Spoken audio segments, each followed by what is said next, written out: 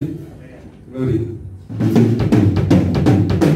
Sama-sama kita tepuk tangan bagi Allah yang dahsyat. Haleluya. Haleluya.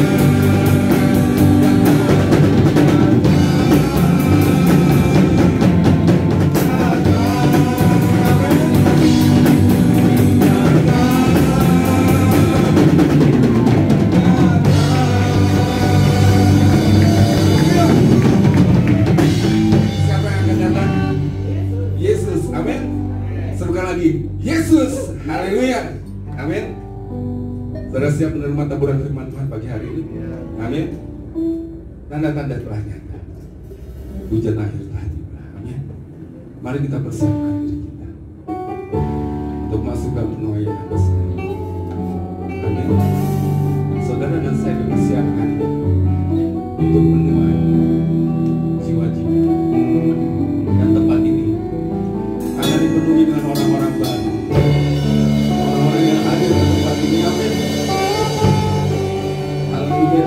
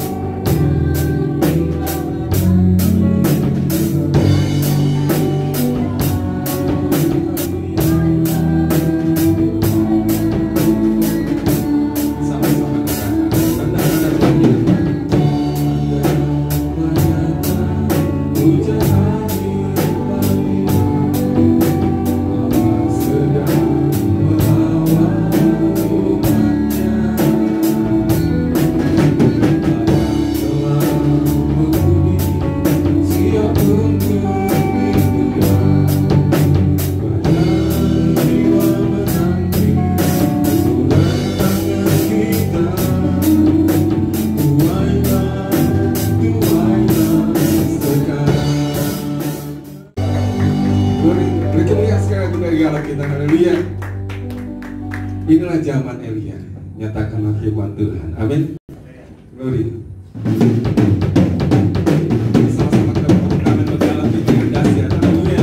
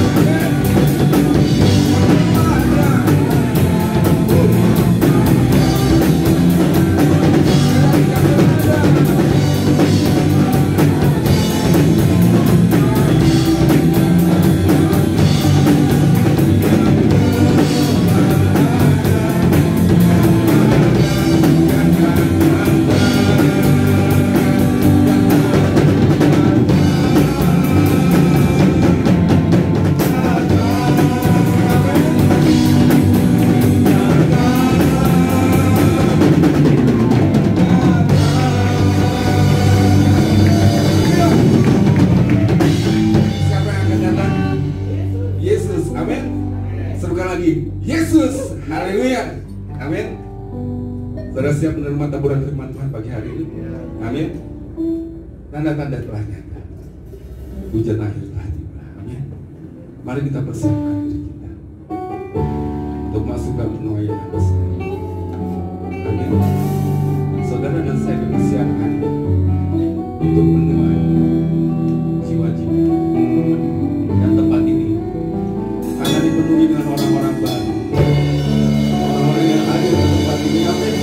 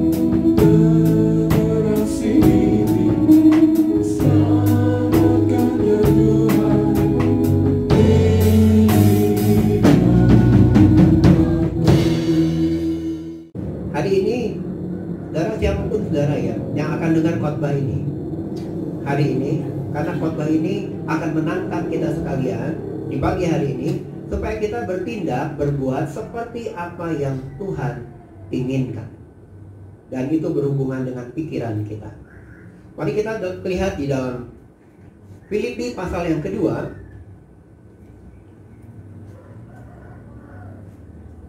ayatnya yang ke-1 sampai dengan ayat yang ke-11.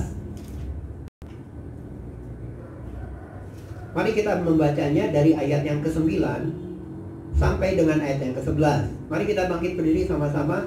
Kalau bisa ditampilkan di layar, sudah bisa lihat di layar. Tapi kalaupun tidak, mari baca di dalam Alkitab saudara masing-masing. Filipi pasal yang kedua, ayat yang ke-9, kita baca 2, 3. Itulah sebabnya Allah sangat meninggikan dia dan mengaruniakan kepadanya nama di atas segala nama, supaya dalam nama Yesus bertekuk lutut segala yang ada di langit dan yang ada di atas bumi dan yang ada di bawah bumi, dan segala lidah mengaku Yesus Kristus adalah Tuhan bagi kemuliaan Allah Bapa. Tuhan. Silakan duduk Bapak Ibu saudara yang dikasihi oleh Tuhan.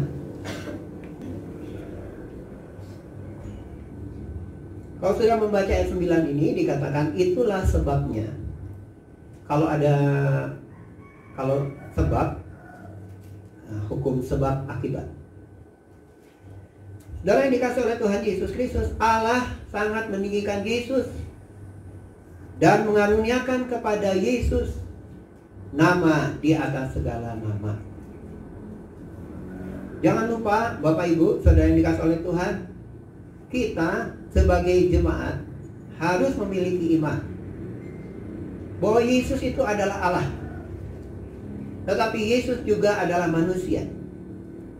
Ketika Yesus menjadi manusia, dia tidak kehilangan kealahannya. Yesus datang, Yesus yang adalah Allah, dia mengambil rupa seorang hamba. Yesus tidak pernah menjadi 100% manusia, karena yang diambil hanya bentuk manusianya. Tetapi sifatnya, karakternya tetap ilahi. Karena itu kita sebagai gereja harusnya tahu, Yesus yang kita sembah adalah manusia Allah.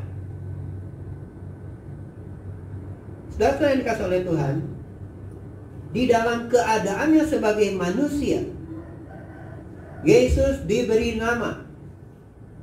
Dikatakan nama di atas segala nama.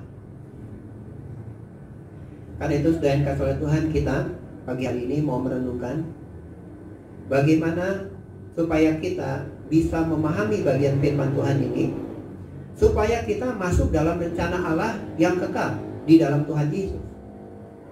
Tidak kebetulan kita merayakan Natal, tidak kebetulan kita merayakan Paskah, tidak kebetulan saya katakan dapat mengalami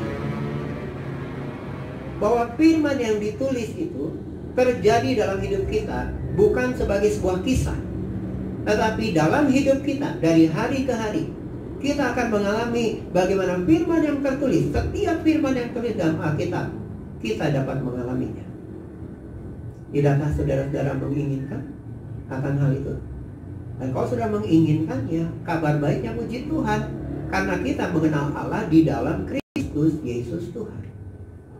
Tidak ada yang bisa mengalami apa yang tertulis dalam Alkitab ini tanpa orang itu berfokus kepada Tuhan Yesus. Sangat tidak mungkin, sangat mustahil.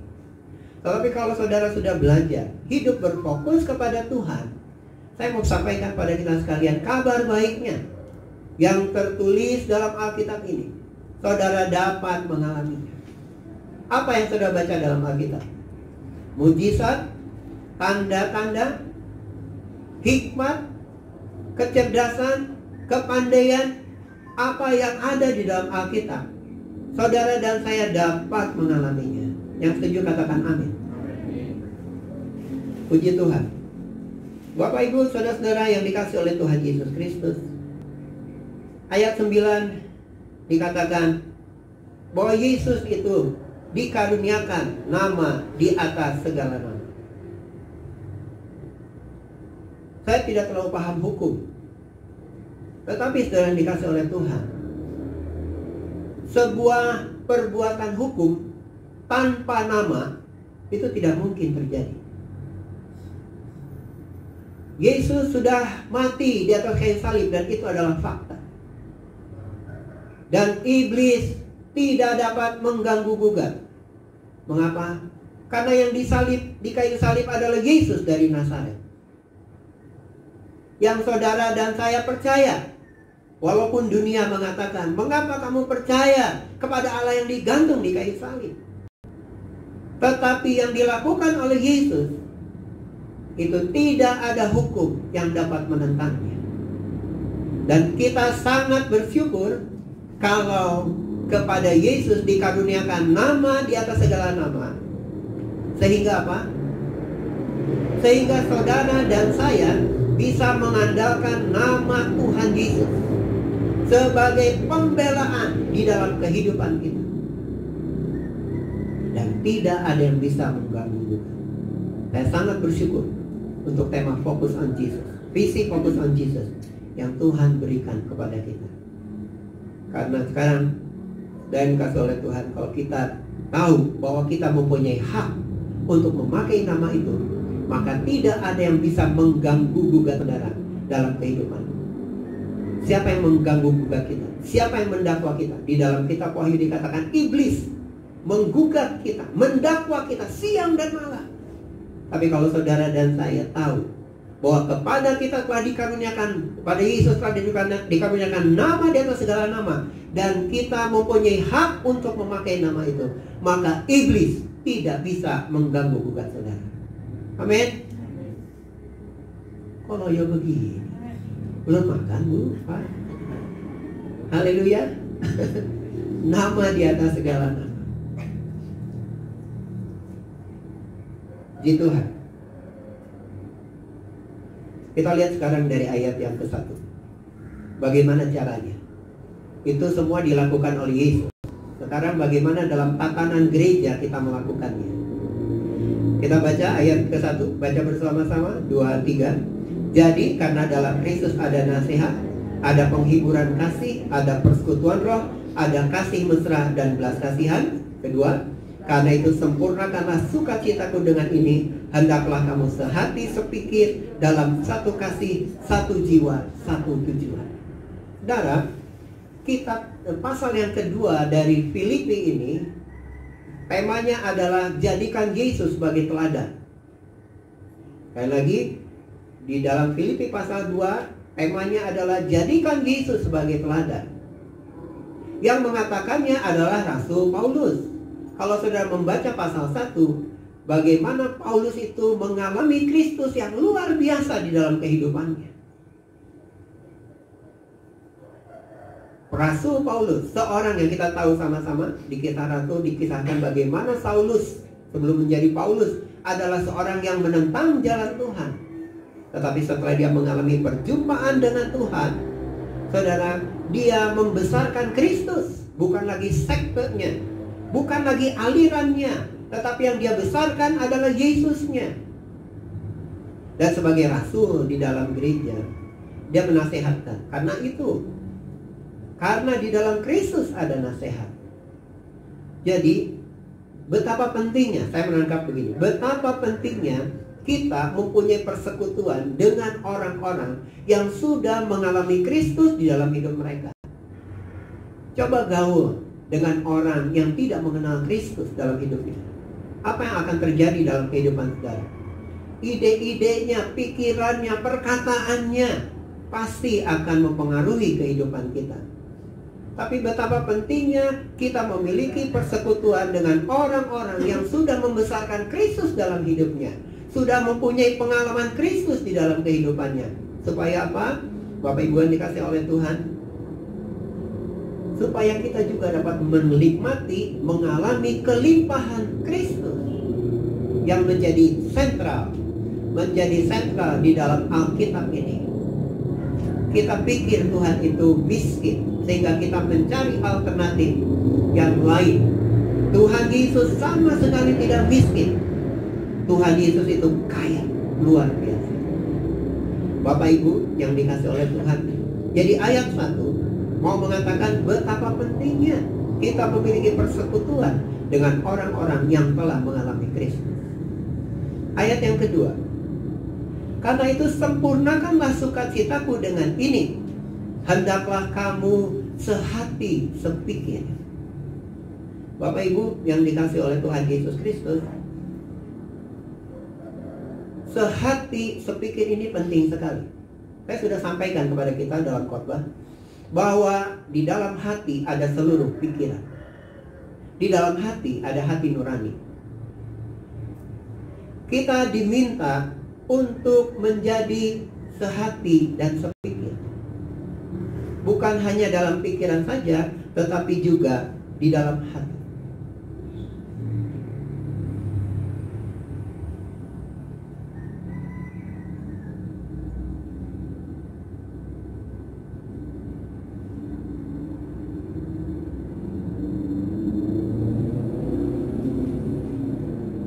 Yang dialami oleh jemaat di Filipi adalah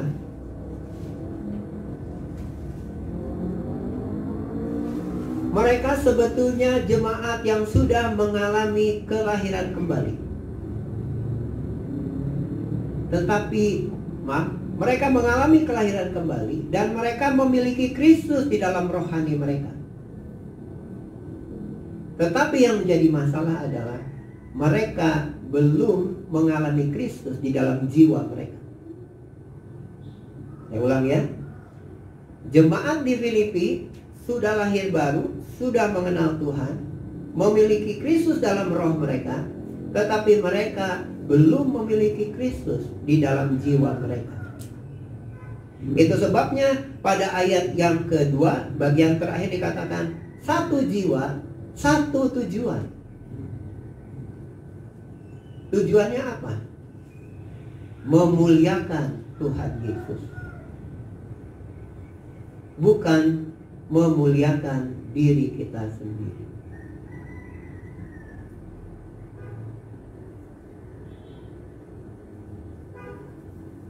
Kita lihat di ayat yang ketiga.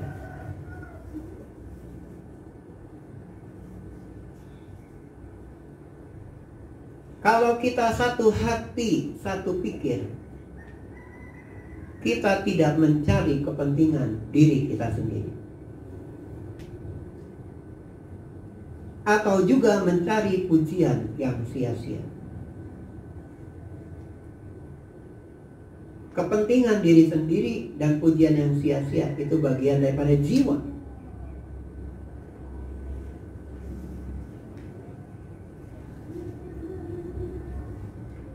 Dikatakan juga sebaliknya, hendaklah dengan rendah hati, yang seorang menganggap yang lain lebih utama daripada dirinya sendiri.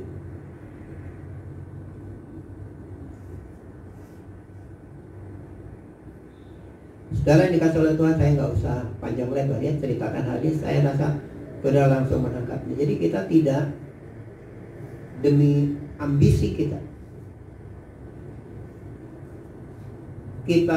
mengabaikan orang lain dan kita hanya berfokus kepada diri kita sendiri.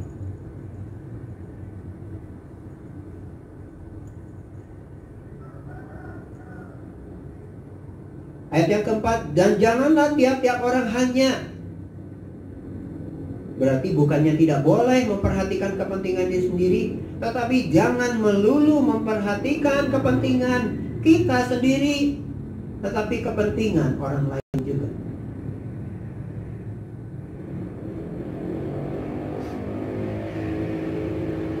Ayat yang kelima, hendaklah kamu dalam hidupmu bersama menaruh pikiran dan perasaan yang terdapat juga dalam Kristus Yesus. Tidak dikatakan tentang roh, tetapi dikatakan tentang perasaan, yang itu menyangkut hati kita dan menyangkut jiwa kita. Hendaknya kita memiliki perasaan dan pikiran seperti Kristus. Ini bukan pendeta yang ngomong, tetapi firman Tuhan. Sekali lagi saya ulang tadi, masalahnya di jemaat Filipi adalah sudah lahir baru, tetapi belum memiliki Kristus di dalam jiwa mereka. Itu sebabnya Rasul Paulus mengajar kepada jemaat supaya kita menaruh, mendapatkan, memiliki pikiran dan perasaan yang terdapat juga dalam Kristus Yesus. Kalau ini tidak ada, apa yang akan terjadi? Ya, tidak ada kesehatian. Sudah sama-sama satu roh, tetapi tidak sehati, tidak sepikir. Tidak sehati, tidak sepikir. Itu sebabnya kita terseok-seok. Saya ulang lagi, di ayat yang ke-1, betapa pentingnya kita mempunyai hubungan dengan orang-orang yang telah membesarkan Kristus dalam hidup mereka. Bukan hanya di dalam rohani mereka, tetapi dalam jiwa mereka, dalam pikiran mereka, dalam perasaan mereka. Kita harus mempunyai hubungan dengan orang-orang yang seperti itu.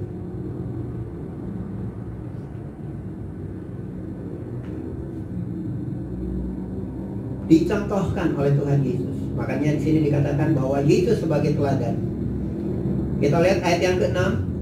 Dan walaupun, ya seperti Yesus, yang walaupun dalam rupa Allah, tidak menganggap kesetaraan dengan Allah sebagai milik yang harus dipertahankan, melainkan telah mengosongkan dirinya sendiri dan mengambil rupa seorang hamba dan menjadi sama dengan manusia.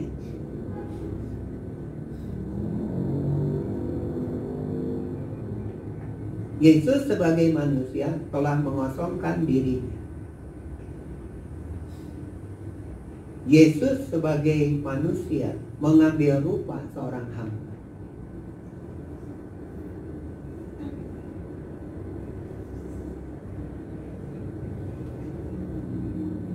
Itulah yang dilakukan oleh Tuhan Yesus supaya menjadi contoh bagi kita sekalian, Bapak Ibu, saudara-saudari yang dikasihi oleh Tuhan. Manusia tentunya sangat terbatas. Dalam segala hal kita sangat terbatas. Saya selalu katakan, di atas langit masih ada langit. Tiap tahun itu dibuat kontes kecantikan, karena tiap tahun ketemu juga orang yang lebih cantik daripada yang sebelumnya. Jadi ibu-ibu, haleluya ya, ke salon boleh tapi buat suaminya, amin. Jangan buat yang lain. Berpada dengan apa yang saudara punya. Gak usah kejar yang seperti itu.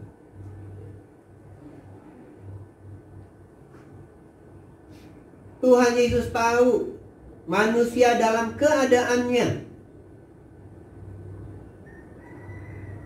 Karena itu sudah dikasih oleh Tuhan Yesus. Betul-betul Tuhan Yesus telah mengosongkan dirinya dan mengambil rupa seorang hamba.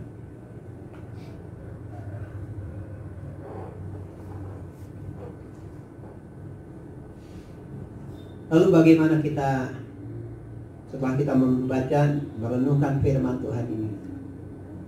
Saya sebagai gembala jemaat, Bapak Ibu yang dikasihi oleh Tuhan, saya mau mengatakan kepada kita sekalian bahwa bukan satu kebetulan kita diberi tema oleh Tuhan Yesus, visi fokus on Jesus. Awal ketika, maaf ya, saya mau bersihin dulu ini. Mau sambal. Ya. Awal ketika Tuhan memberikan visi fokus on Jesus.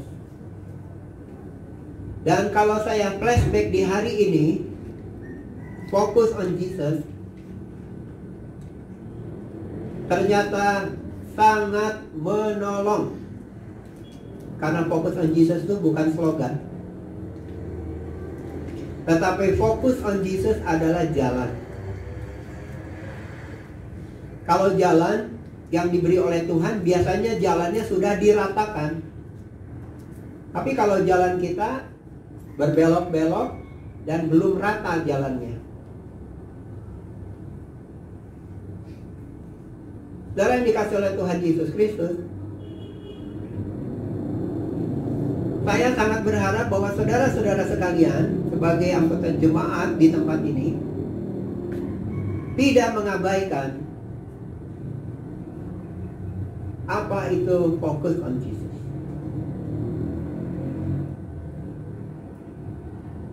Bagaimana kita dapat mengalami Kristus dalam kehidupan kita kalau kita sebagai gereja belum sehati, belum sepikir? Sulit. Saya mengatakan hal ini kepada saudara-saudara sekalian, sekali lagi tidak punya kapasitas untuk menghakimi, tetapi saya harus berdiri di atas kebenaran dan menyampaikan kepada kita sekalian, hendaknya kita memiliki kesehatian dan sepemikiran bahwa tanpa Kristus kita tidak dapat berbuat apa.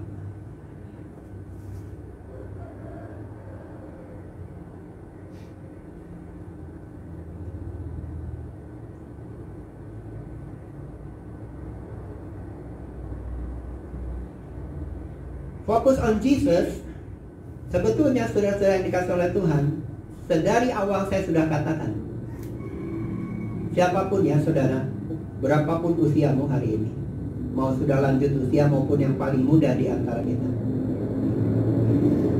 kalau saudara dan saya berfokus kepada Tuhan Yesus, maka yang kita alami adalah salib Yesus yang mengangkat kehidupan kita. Dan kedua, damai sejahteranya tidak akan berkesudahan di dalam hati kita.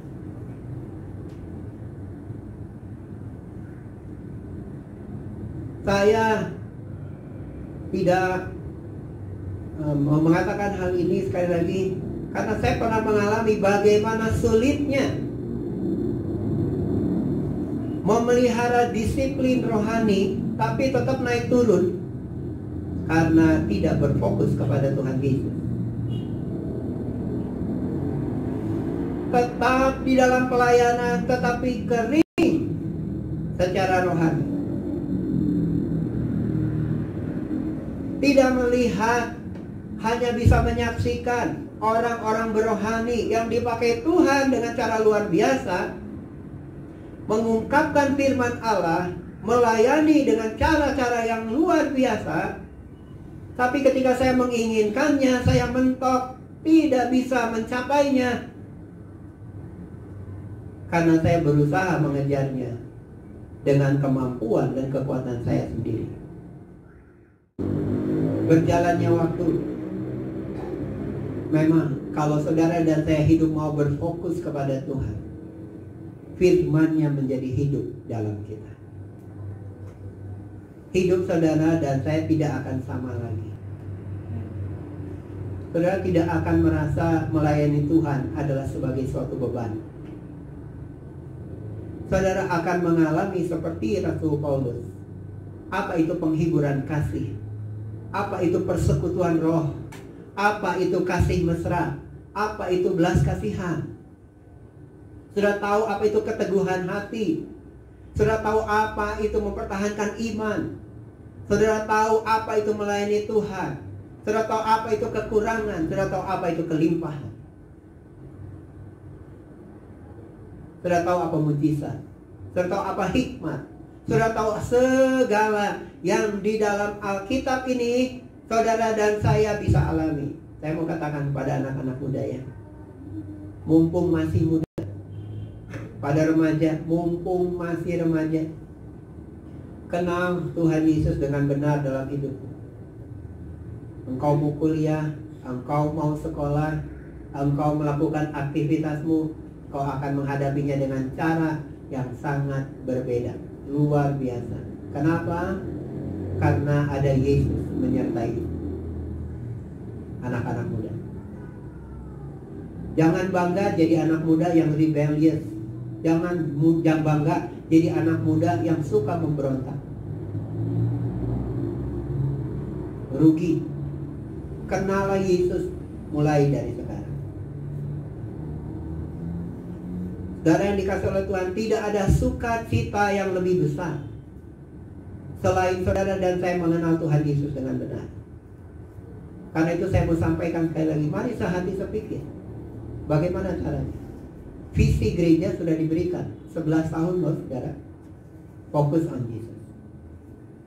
Saya sudah minta pada saudara-saudara sekalian, dan saya sangat berharap saudara sudah mengalaminya. Apa itu fokus on Jesus? Bagaimana dia berbicara dalam kehidupan saudara? Karena Rasul Paulus mengalami sukacita yang luar biasa.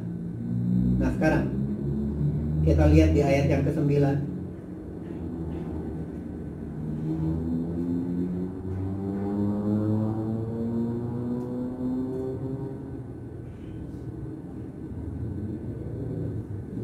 Itulah sebabnya Allah sangat meninggikan dia dan mengaruniakan kepadanya nama di atas segala nama, supaya dalam nama Yesus bertekuk lutut segala yang ada di langit. Yang ada di langit itu malaikat-malaikat, yang ada di atas bumi itu manusia, dan yang ada di bawah bumi adalah orang-orang mati. Dan segala lidah mengaku Yesus Kristus adalah Tuhan bagi kemuliaan Allah Bapa. Bertekuk lutut di ayatnya yang ke-10 itu adalah bertekuk lutut dengan hormat.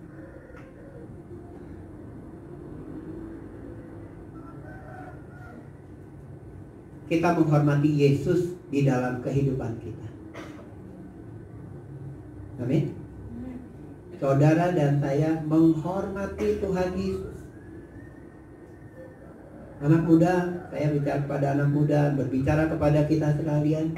Ada enggak penghormatan kepada Tuhan Yesus di dalam hatimu? Maaf ya. Atau kita sibuk dengan dunia kita. Saya baru dengar cerita, ada suami pulang dari tempat kerja, dengar istrinya lagi sesegukan, nangis, dia lari ke kamar. Istrinya nangis karena nonton drama Korea. Haleluya. Itu bagaimana ya? Sampai begitu ya.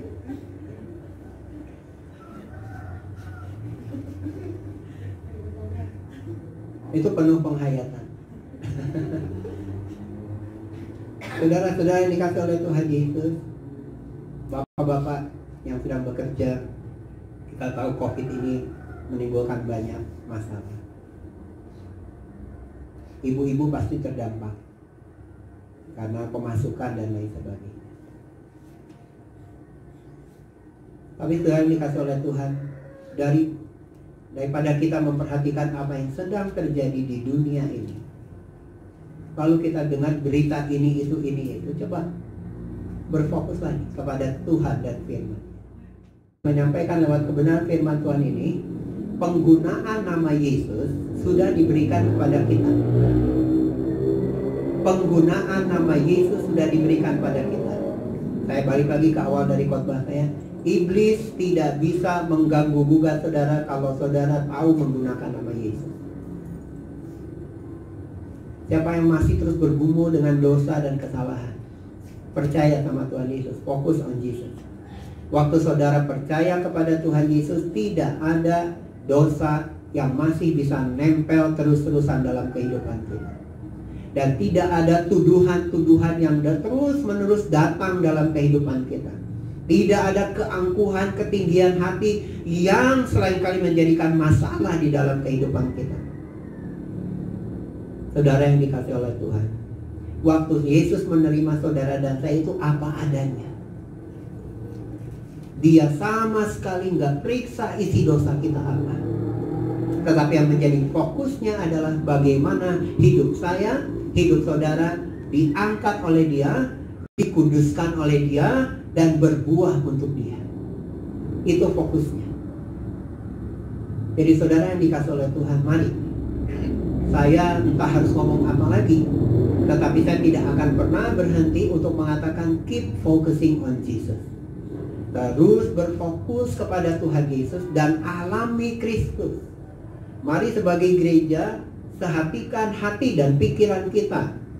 Selama saya masih dipercaya oleh Tuhan menggembalakan gereja Tuhan di tempat ini, fokus on Jesus akan tetap saya ajarkan kepada saudara-saudara sekalian. Kalau saya mau katakan dari tema fokus on Jesus itu, sudah begitu banyak yang bisa diraih dan dijangkau, bukan hanya masalah kerohanian saja. Baik untuk hidup kita hari ini, ataupun yang sudah terjadi, maupun yang akan datang. Saya katakan sekali lagi, hidup kita yang pernah dulu terjadi, itu diambil oleh Tuhan. Yang hari ini ada dalam perlindungan Tuhan. Yang akan datang dijamin oleh Tuhan. Dan menggunakan nama Yesus, itu telah diberikan kepada kita sebagai gereja. Jangan gereja menjadi bodoh dan tidak tahu menggunakan nama Yesus dalam kehidupan mereka, sehingga iblis mempunyai banyak kesempatan untuk menghancurkan kita dalam berbagai macam segi. Saudara dan saya adalah putra dan putrinya Tuhan. Yohanes pasal 1 ayat 12. Siapa yang percaya menerima Yesus itu akan menjadi anak-anak Allah. Saudara yang dikasihi oleh Tuhan, saya dengan istri saya, suatu kali kami melayani. Saya sampai nggak berani ngomong kepada orang yang saya doakan, karena yang saya lihat di dalam penglihatan waktu mendoakan dia, orang yang sederhana, perawakannya kurus. Tetapi waktu saya berdoa bagi dia, saya lihat dia menggunakan mahkota yang bagus sekali dan jubah seperti raja-raja. Dan kata Tuhan, walaupun sebetulnya hari ini keadaan mereka sedang sulit secara keuangan, tetapi Bapak Ibu yang dikasihi oleh Tuhan, Tuhan itu mempunyai rencana yang luar biasa di dalam kehidupan kita. Saudara adalah putra dan putrinya Tuhan. Amin. Waktu saya dapat tentang ayah dan ibunya, ternyata Tuhan juga berbicara tentang anaknya. Saya katakan pada dia, kamu tuh anak yang spesial. Saya nggak kenal dia kok, tapi kamu anak yang spesial. Dan bapaknya berkata, betul Pak, sebelum lahir anak ini sudah diberi nama oleh Tuhan. Bapak Ibu yang dikasihi oleh Tuhan, saya mengucap syukur. Kita ini gereja, sebagai gereja, saya berbicara ini kepada orang-orang yang Tuhan Yesus kasihi, yang sudah mengalami kelahiran kembali. Tapi mari sehati, mari sepikir, bagaimana fokus on Jesus. Itu yang bisa saya sampaikan kepada saudara-saudara sekalian, supaya kalau kita sehati sepikir, kita bisa merasakan kelimpahan hidup di dalam Tuhan, dan kita tahu bagaimana menggunakan nama Yesus. Supaya apa? Tiap lutut akan bertelut, dengan hormat mereka mengakui bahwa Yesus itu adalah Tuhan. Terus apa? Jangan lupa saudara, Suatu saat kita akan berjumpa dengan Allah, dan Dia akan mengatakan, kemarilah hambaku yang baik dan setia, ikutlah dalam kebahagiaan Tuhan. Amin. Itu yang harusnya terjadi dalam hidup kita. Saudara yang dikasih oleh Tuhan, saya menyampaikan ini sekali lagi, diulang lagi, dan akan terus diulang lagi, supaya kita semua ada dalam kesatuan hati dan satu pikiran. Karena dengan itu kita akan memuliakan Tuhan kita, Yesus Kristus. Saya akan tutup ya dengan Yohanes pasal 16. Yohanes pasal 16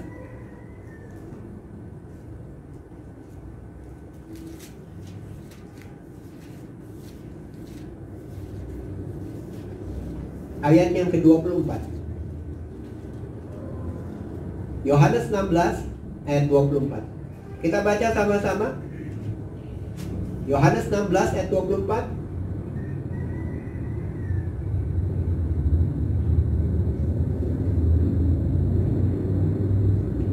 2, 3. Sampai sekarang kamu belum meminta sesuatu pun dalam namaku.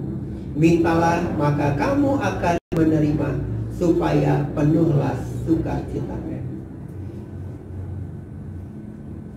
Penggunaan nama Yesus dan semua wewenang yang terkandung dalam nama Yesus telah diberikan kepada kita. Baca baik-baik ayat ini. Sampai sekarang kamu belum meminta sesuatu pun dalam namaku. Mintalah maka kamu akan menerima, supaya penuhlah sukacitamu. Kita tidak berdoa untuk Tuhan Yesus. Kita berdoa untuk kepentingan kita. Tetapi waktu kita berdoa, kita diberi wewenang menggunakan nama Yesus. Ayat 23. Dan pada hari itu kamu tidak akan menanyakan apa-apa kepadaku. Aku berkata kepadamu, sesungguhnya, baca sama-sama, segala sesuatu yang kamu minta kepada Bapa akan diberikannya kepadamu dalam namaku. Terima ini, praktekkan ini, Bapak Ibu yang dikasih oleh Tuhan, bahwa di dalam nama Tuhan Yesus kita boleh meminta dan kita menerima. Kiranya gereja Tuhan di tempat ini, kita sekalian dapat terbuka hati kita, pikiran kita, hingga kita boleh betul-betul berfokus hanya kepada Tuhan saja, dan kita boleh menyatakan kemuliaan. Saya undang kita bangkit dulu.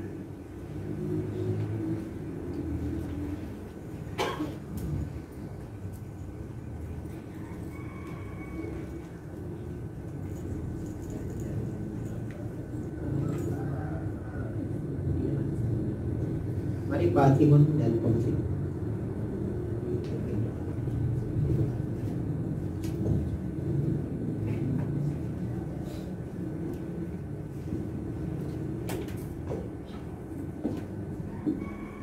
Mari Bapak Ibu, kita menutup doa dengan menaikkan sebuah firman, menaikkan sebuah pujian. Bapak, Engkau sungguh baik. Mari sebagaimana firman yang telah kita dengar, kita yakini bahwa semua yang kita dapatkan adalah dari Dia. Dan Dia begitu baik bagi kita. Bapak, Engkau baik.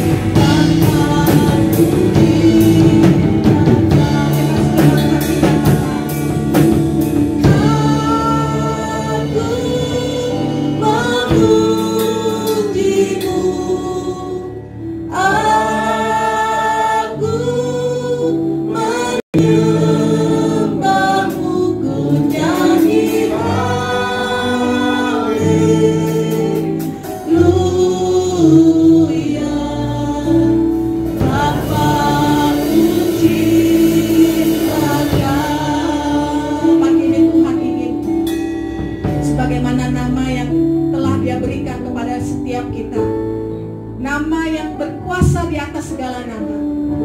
Mari pagi hari ini sebagaimana firman yang telah kita dengar, kita ajukan sebuah permintaan kepada Tuhan dengan keyakinan bahwa nama di atas segala nama itu yang menjamin setiap permintaan dan permohonan kita pada pagi hari. Tidak hanya meminta berkat untuk memenuhi kepentingan diri kita, tapi mari hari ini mintalah kemampuan untuk kita terus berfokus kepada Yesus. Sehingga ketika kita mendapatkan Yesus, segala hal yang menjadi kebutuhan kita menjadi bagian yang Tuhan sediakan. Mintalah kepada Tuhan.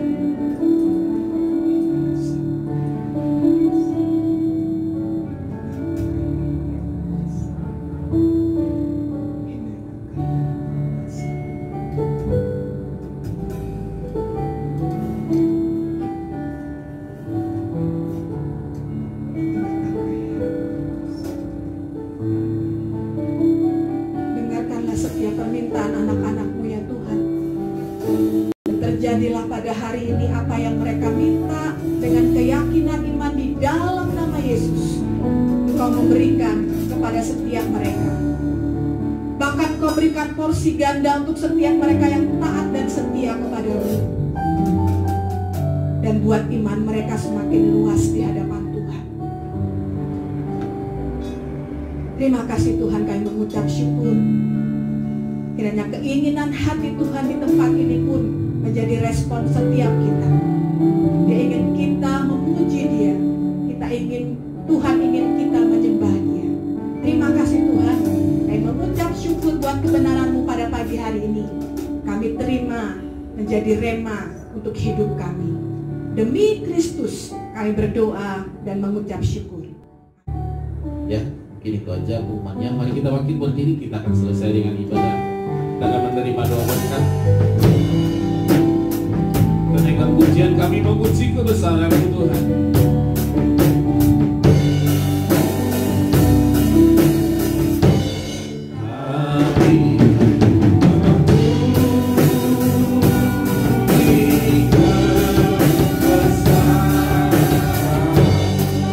Katakan ajaib Tuhan, ajaib,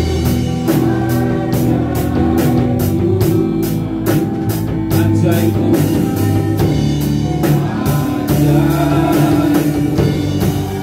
Kami memuji kebesaran-Mu.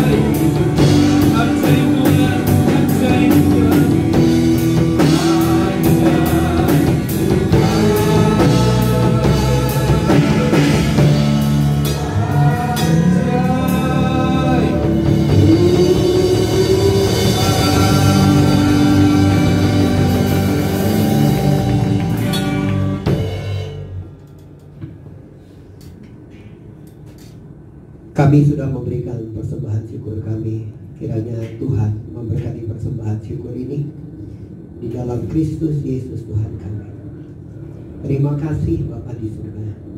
Terpuji nama. Haleluya. Karena nama sikara rara hinara patakara nama.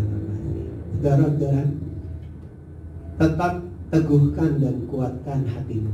Tuhan ada di sini. Kehadiran Tuhan adalah untuk memelihara umat-Nya. Tuhan telah berbuat segala sesuatu. Karena itu teguhkan, kuatkan hatimu. Kami mengucap syukur Bapa di surga. Engkau dahsyat, Engkau ajaib, Engkau mulia. Dan hari ini kami mengarahkan hati kami sebelum kami pulang. Tuhan yang akan mengulurkan dan mengedangkan tangan Tuhan memberkati kami sekalian.